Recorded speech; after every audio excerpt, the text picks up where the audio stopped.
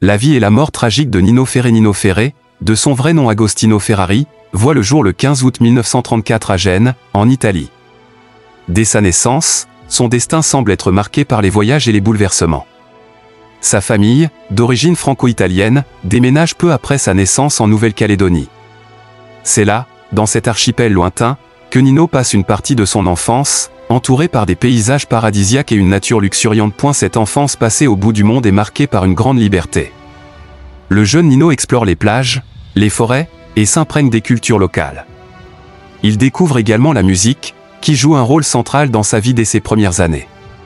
Influencé par les sons exotiques et les rythmes de la Nouvelle-Calédonie, il développe un goût prononcé pour le jazz et les musiques traditionnelles. Ses premières années laissent une empreinte indélébile sur son esprit créatif.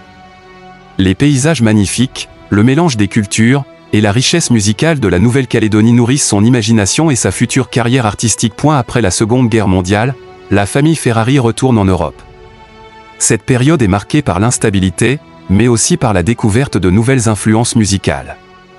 Installé en France, Nino se plonge dans l'univers du jazz, qui connaît alors un essor fulgurant. Elle s'initie à plusieurs instruments, notamment la guitare et le piano, et développe rapidement un talent remarquable. Le jeune musicien commence à se produire dans les clubs de jazz parisiens, où il se fait remarquer par son style unique et son charisme naturel. C'est le début de son ascension dans le monde de la musique. En 1959, Nino Ferré signe son premier contrat avec une maison de disques. Ses premiers titres passent relativement inaperçus, mais il persévère. Ce n'est qu'au début des années 60 que sa carrière prend un tournant décisif. Il adopte le pseudonyme de Nino Ferré et commence à explorer des styles musicaux variés, mêlant jazz, blues et chansons françaises. En 1966, il connaît son premier grand succès avec la chanson Omirza. Ce titre humoristique, inspiré par un chien imaginaire, devient rapidement un tube.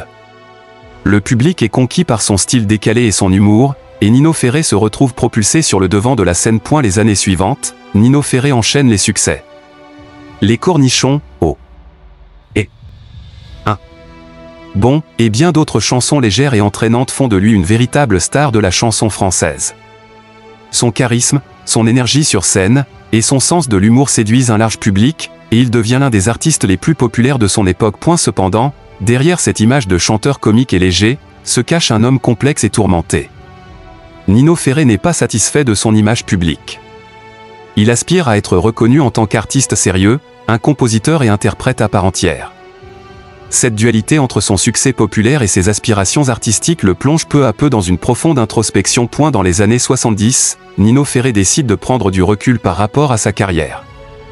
Il s'installe dans une ferme isolée en France, cherchant à échapper à la pression médiatique et à se recentrer sur lui-même.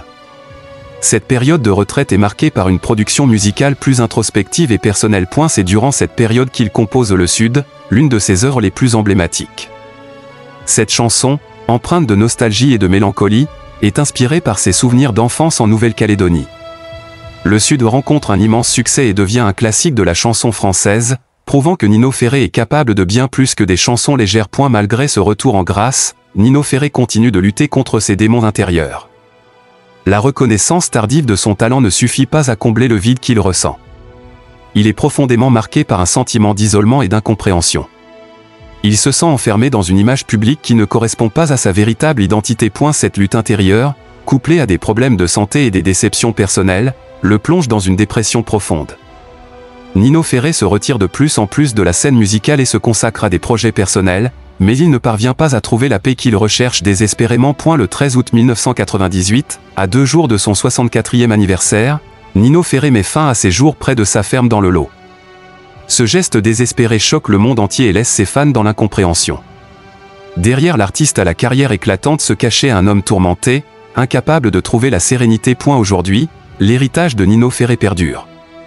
Ses chansons continuent de résonner dans les cœurs, témoins d'une époque et d'un artiste unique.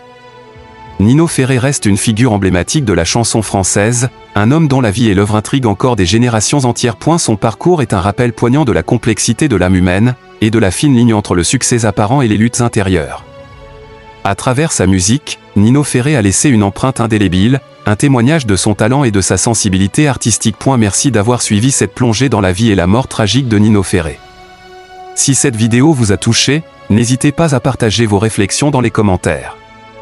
Quelle est votre chanson préférée de Nino Ferrer? Dites-le nous en bas, et abonnez-vous pour ne manquer aucune de nos prochaines vidéos. À très bientôt pour de nouvelles histoires captivantes.